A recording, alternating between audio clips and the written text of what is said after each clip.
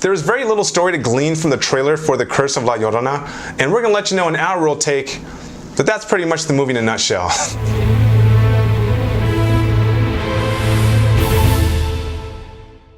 The Curse of La Llorona is the latest entry in the Conjuring universe. This movie, of course, is adapted from the Mexican folktale La Llorona.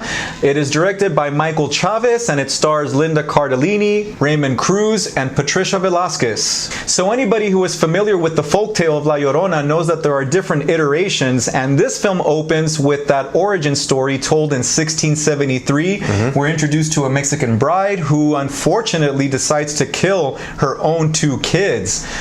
The reasons are revealed. We're not going to get into that. But then the movie goes 300 years later. Here we are in 1973. We meet Linda Cardellini, who is a caseworker, a social worker, has her own kids, and she is investigating this mother who is suspected of abusing her own children as well. Yes, and then suddenly the protagonist, Ana, and her children are haunted by La Llorona, and we're thrust into this cliched horror movie where plot takes a backseat in favor of all these jump scares and all these tropes that you've seen time and time again, right? Oh my God, there are countless horror cliches in this movie, from people walking in the darkness, people making the wrong decisions, flickering lights in the hallways, creepy kids walking down the hallway, fake out scares, bath scene, creaky door, rain, everything. You know, Lenny, I might have liked this movie just as much as I loved The Nun.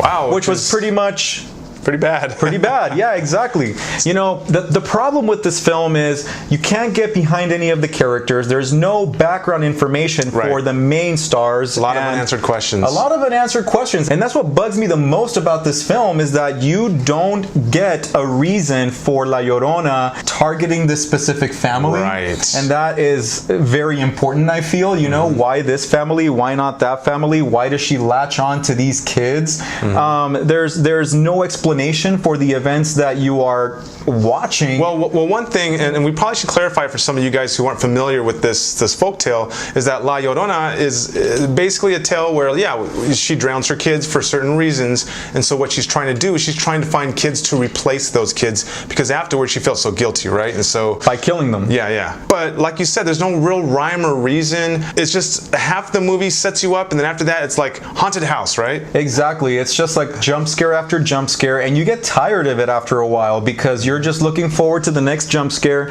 and you know that you're not going to get a very good story with a good explanation or anything to get behind until, you know, this one character, El Curandero, played by Raymond Cruz, comes in. Yes. And he really good job. And he does a good job. And he brings an interesting personality on screen and a little bit of humor. And Cardellini, for that matter, does a good job as well. I think carried the movie. Yeah, I think that both of those actors really did the best that they could with the material that they were given, but that couldn't save this awful film. Yeah, I mean, even with Velasquez doing her best job of a broken mother who's kind of over the top and doing everything she can and fully believing in the legend, she did a good job for what she had, but again, not enough to save the movie. Even the kids did a decent enough job, but the writing just wasn't very good for this, unfortunately. So you went ahead and mentioned The Nun earlier, and that was one of our lower rated movies since we've been doing this for like the past year. And I would have to say, right on par with The Nun. I'm going to give this 2.5 reels, and do not waste your money going to theater to watch this movie. I would even say maybe don't even bother with your time to watch it on TV. I mean, this movie was devoid of any theme, any moral, any lesson to be learned. No redeeming qualities whatsoever. Yeah, you know, the story of La Llorona is supposed to be a cautionary tale for children to listen to their parents, not stay out late, stuff like that. And that was a huge miss on this movie's part, not integrating that into the plot. How do you do that? Well, that's exactly right. Yeah, and then the climax didn't have any real impact in like the characterization or the protagonist. They don't come out of this climax being a stronger person, having any revelations. It's very anticlimactic for sure, because the ending doesn't pack a punch. It's like the movie packs a lot of punches, and so by the end of the movie you're like, you're just tired because you've seen so many so much of this and so much of this You're absolutely right. I mean, it would have been a better film, perhaps, if they hadn't tied it to the Conjuring universe, which I don't even know why they did that. Yeah, it was pointless. And if they would have delved maybe a little bit more into the actual Mexican folktale and, you know, the different variations. Maybe even another setting that's more appropriate, I guess. Anyway, I'm going to agree with your rating on this film, of course, because I did give The Nun 2.5 reels. So 2.5 reels it is. And as always, leave your comments down below. Let us know what you think about this latest entry in the Conjuring universe. Hopefully the next one will be a lot better. Look us up on social media. We're on Facebook at Real Screeners and Instagram real.screeners. Find your way to the Alamo Draft House where they have fantastic movies, a great all-around service, and if you go there, make sure you don't watch this movie.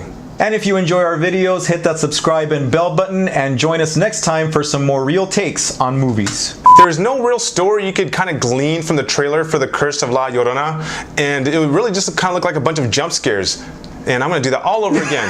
I was trying so hard not to laugh. A fart on you, La Llorona. It's because I had planned on saying something else. A fart on your house. So there's very little story to glean from the trailer of The Curse of... So this protagonist, Anna, the caseworker, she suddenly becomes, well, she and her two kids become cursed by La Llorona. Yeah, and then suddenly this protagonist...